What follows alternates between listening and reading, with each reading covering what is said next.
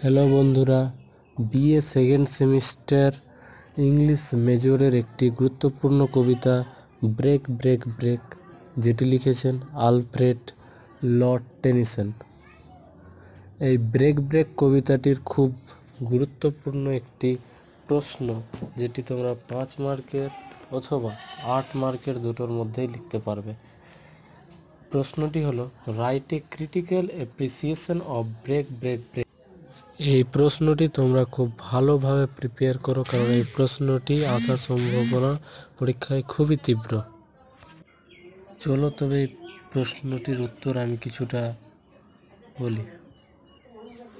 Break break break is a short story elegy written by Alfred Lord Tennyson in memory of his close friend Arthur Hallam, who died suddenly. The poem expresses deep grief and emotional numbness. The sea waves breaking on the cold grey stones symbolize the poet's broken heart.